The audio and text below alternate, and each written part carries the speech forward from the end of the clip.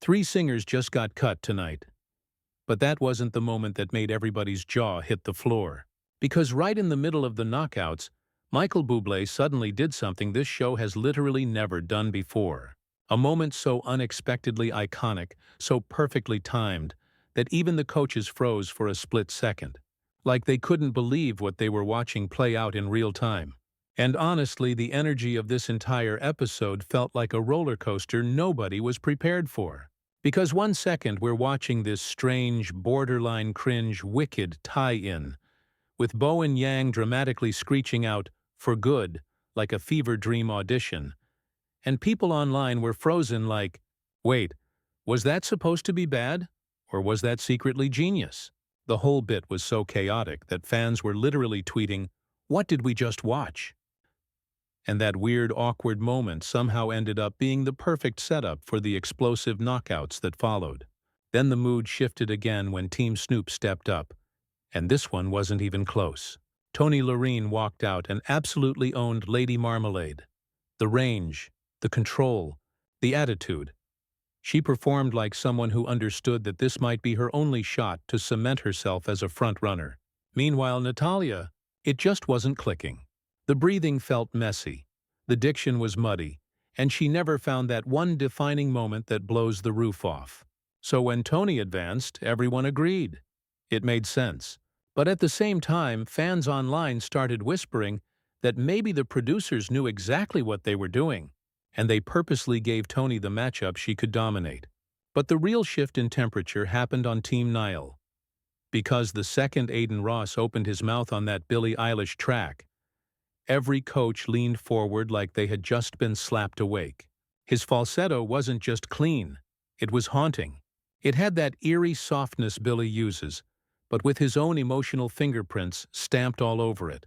Then Liam stepped up afterward.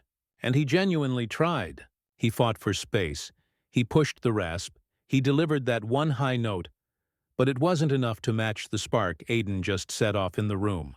And now the fanbase is suddenly calling Aiden the quiet assassin of Season 28. The guy who looks harmless until he starts singing and turns the entire building inside out. Then came the Max versus Max showdown on Team Bublé. And this is where the episode shifted again. Cooper walked in with that cool musician brain charm. Laid back, piano grounded, artistic. The kind of performer who draws you in without needing to scream for attention. And honestly, he delivered. His moment was real.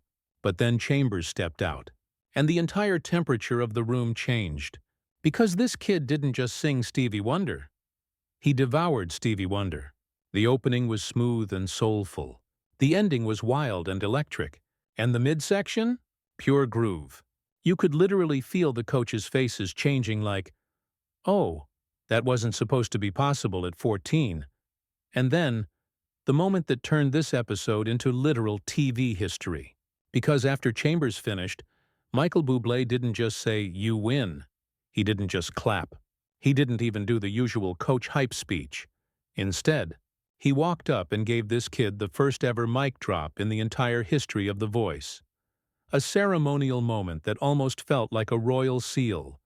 Like knighting someone, but in pop culture form. And the internet went feral instantly. People were commenting, "This kid just officially arrived." Others were like, "I've watched every season.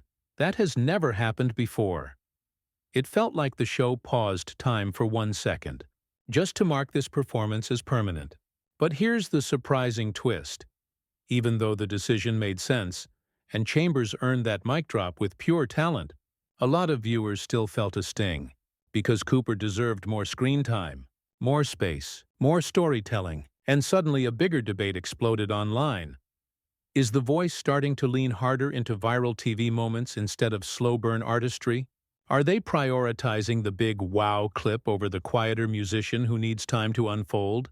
It's a question that hit people harder than expected, because the knockouts are usually about precision. But this episode made it feel like the show is shifting toward spectacle. And maybe that's the part that nobody can predict anymore. Because if Season 28 is already throwing historic moments, mic drops, fan outrage, weird comedy tie-ins, and jaw-dropping vocal evolution all in the knockouts. Then how chaotic are the playoffs going to get? This season doesn't feel normal. It feels like we just stepped into an era where anything, literally anything, can happen on live TV. And the only way to find out how wild this gets next is to stay tuned.